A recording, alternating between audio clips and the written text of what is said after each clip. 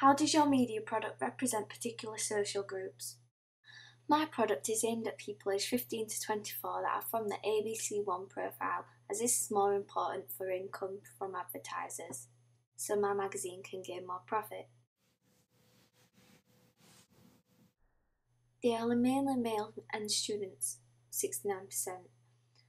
They are constantly listening to music, using new technologies and being up to date and going out with friends to listen to music while socialising and going to parties. The stereotypical teenager is seen to be a negative part of society because of things like underage drinking and youth gang culture. However, the teens reading my magazine are more ABC1 because the majority of their parents are in this category, so they have been brought up differently and have more money to spend on going out places instead of getting into the wrong crowd and hanging around on streets as most adults think. The stereotype of a typical reader is someone who likes indie music, nowadays what we call a scene kid, or they may be a stereotypical student if they are slightly older.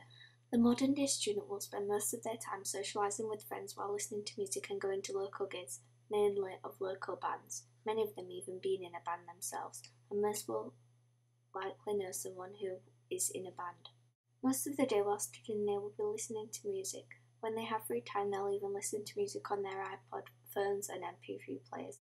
And when in any car they'll most definitely be playing either their own music through a connection or have the radio on.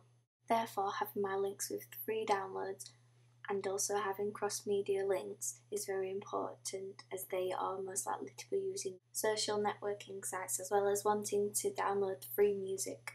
The theory of stereotypes is Walter Lippmann's theory from 1922. Also, I looked at the media packs for Q, NME and Kerrang. They had lots of information about their target audience, and NME created an imaginary entity. This is because it gave a good, accurate perception of the reader for advertisers. This comes from the theory by Yanang called imaginary entity, and is often used by companies to get a good idea of the audience.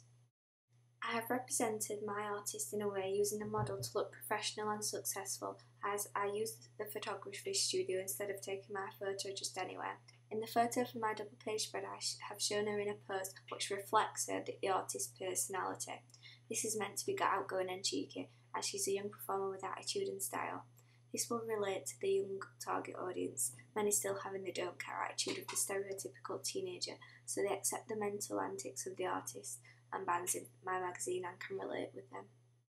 The articles in my magazine include content like gigs and festivals, so the audience will be interested in reading these reviews because these are the people who go to them and want to get information about them, so this represents part of their culture of going out with friends and listening to music. The fonts that I have used on my cover are in a style that looks more modern and not too sophisticated, which differs from Q.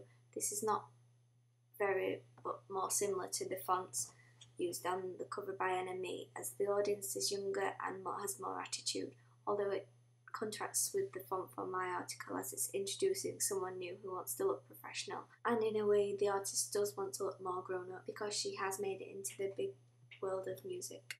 The name of my magazine, Download, is also something that the audience does regularly. They are surrounded by new technologies all the time and are more used to using them as they are digital natives, so this will be more appealing to them because they can relate to doing it.